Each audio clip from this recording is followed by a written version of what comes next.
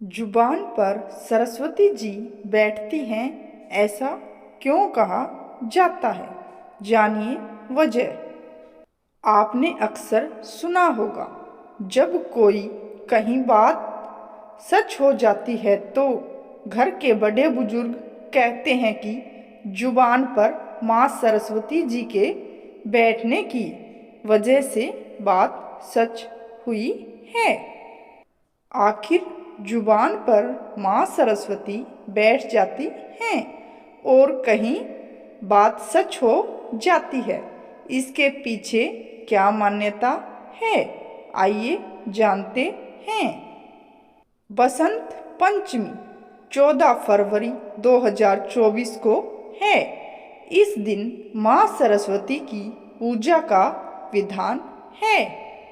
पौराणिक मान्यता है कि इस दिन माँ सरस्वती प्रकट हुई थी। पौराणिक कथा के अनुसार ब्रह्मा जी ने जब सृष्टि की रचना की, तब उन्होंने संसार में सभी प्राणियों को मूक, शांत और दुखी पाया। ब्रह्मा जी से यह देखा नहीं गया और माँ सरस्वती का जन्म हुआ।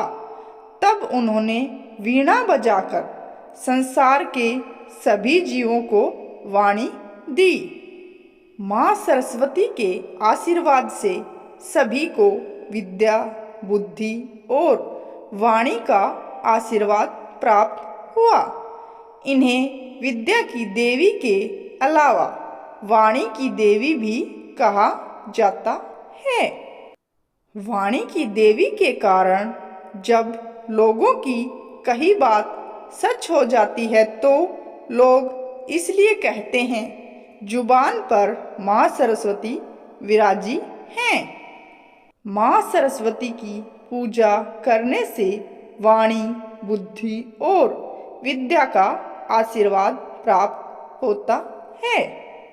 बसंत पंचमी पर माँ की वंदना इसलिए करना बेहद शुभ माना जाता है। जिसके पास प्रबल बुद्धि और वाणी का आशीर्वाद होता है, वह व्यक्ति जीवन में अपार सफलता को प्राप्त करने में सक्षम होता है।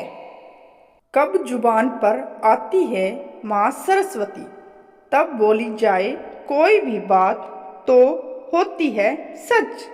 आपने सुना होगा, पूरे दिन भर में एक समय ऐसा होता है जब हमारी जुबान पर लक्ष्मी का वास होता है।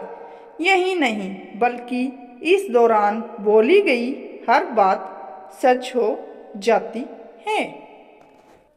कब बैठती है माँ सरस्वती मुख पर? वेद शास्त्रों के अनुसार ब्रह्म मुहूर्त का समय बहुत शुभ और मंगलकारी माना जाता है। ब्रह्म मुहूर्त का ही वो समय होता है जब माँ सरस्वती व्यक्ति के मुख पर अवश्य स्थिर होती है। इसलिए ब्रह्म मुहूर्त में सुबह उठते ही भगवान का नाम लेने के लिए कहा जाता है। पौराणिक ग्रंथों में इस बात का उल्लेख मिलता है कि माँ सरस्वती के मुख पर बैठने वाली बात सच है। इस बात का प्रमाण रामायण काल में कुंभकर्ण के साथ हुई एक रहस्यमयी घटना से जुड़ा हुआ है। एक बार रावण अपने भाई विभीषण और कुंभकर्ण के साथ ब्रह्मा जी की घोर तपस्या कर रहा था। ब्रह्मदेव जब तपस्या से प्रसन्न होकर तीनों भाइयों के सामने प्रकट हुए, तब सभी देवता घबरा गए। देवताओं ने माता सरस्वती से प्रार्थना की कि वह बिना देरी किए कुंभकर्ण के मुख पर बैठ जाए।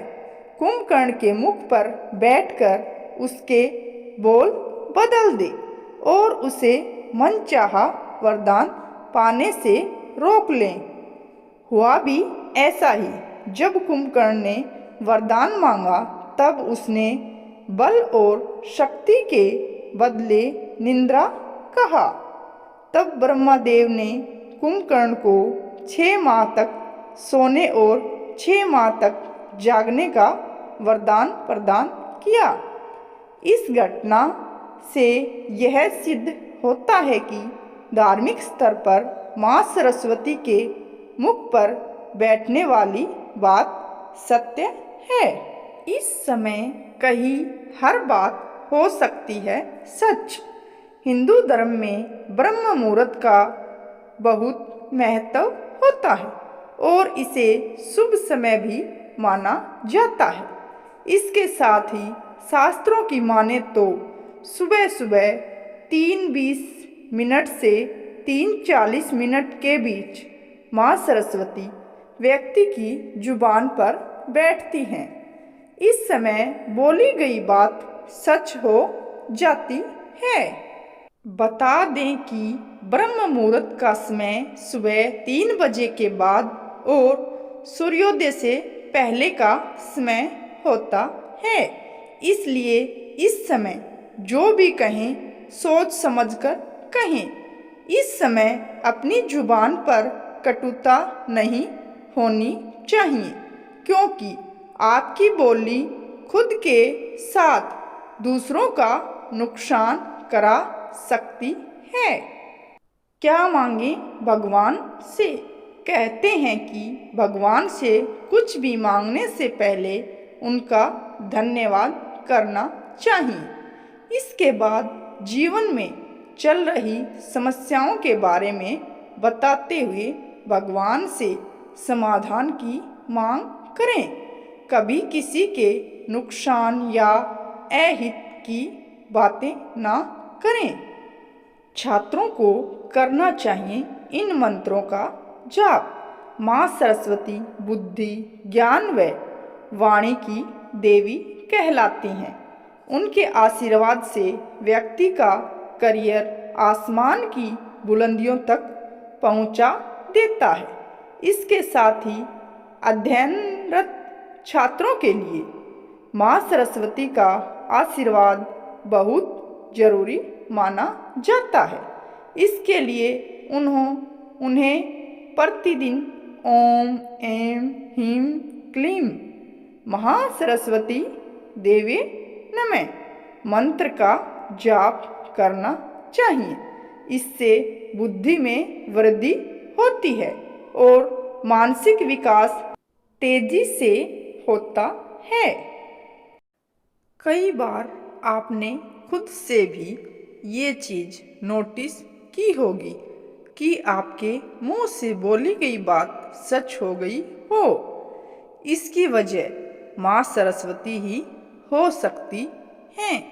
हो सकता है कि उस समय आपकी जीवा पर माँ सरस्वती बैठी हों और इसी वजह से आपके मुंह से निकली बात सच हो गई हो।